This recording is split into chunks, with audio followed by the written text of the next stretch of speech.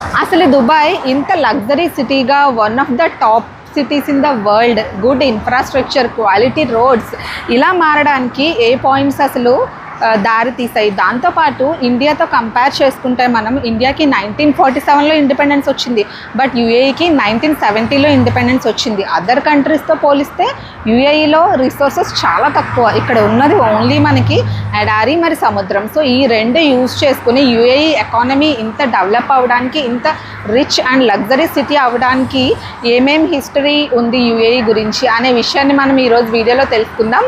1970s కన్నా ముందు యూఏఈలో people desert survival skills మీద, ఫిషింగ్ మీద, పర్ల్ డైవింగ్ అంటే సముద్రంలో ముత్యాలు వెలికి తీయడం, సో ఇలాంటి వాటి మీద యూఏఈ పీపుల్ అయితే వాళ్ళ జీవనాధారం ఉండేది. 1950sలో ఆయిల్ డిస్కవరీ అనేది యూఏఈకి పెద్ద గేమ్ చేంజర్. అబుదాబిలో major portions of the oil అయితే డిస్కవరీ అయింది. అప్పుడు అక్కడ మనకు ఉన్న ప్రెసిడెంట్ ఎవరంటే షేక్ జయాద్. ఇప్పుడు నేను ఉన్నది కూడా షేక్ జయాద్ రోడే. So Sheikh Zayed Al Nahyan ఉన్నారు కదా, మనం గాంధీ తాతని ఫాదర్ ఆఫ్ నేషన్ ఎలా అంటామో ఇక్కడ యూఏఈ పీపుల్ ఆయన్ని ఫాదర్ ఆఫ్ నేషన్ అంటారు. గుర్తుపెట్టుకోండి, షేక్ జయాద్.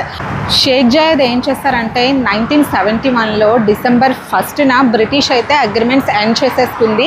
ఈ 6 ఎమిరేట్స్ ఉన్నాయి కదా, 6 అని ఎందుకు అంటున్నానంటే రసల్ ఖైమా అనేది యూనియన్లో తర్వాత జాయిన్ అయింది 1972లో.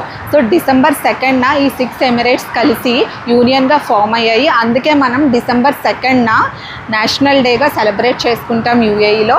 సో ఇలా యూఏఈ అనేది ఫామ్ అయింది. అంతేకాదు ఓన్లీ ఆయిల్తో ఆగిపోలేదు దీని ఎకానమీ. తర్వాత ఏవియేషన్, ఇన్ఫ్రాస్ట్రక్చర్, టూరిజం, ఏవియేషన్ ఇలాంటివి అన్ని సెక్టార్స్లో టెక్నాలజీ అండ్ ఇన్నోవేషన్ ఇలా ప్రతి సెక్టార్లోని కూడా యూఏఈ అడుగుపెట్టింది. Jebel Ali is one of the busiest port in the world and Burj Khalifa నాకు ఇటువైపే ఉంది, tallest and one of the top attraction. దాంతోపాటు and Dubai airport is one of the busiest airport in the world. ఇలాంటివి ఎన్నో కూడా innovations and technology అంతా కూడా యూఏఈలో ఉంది.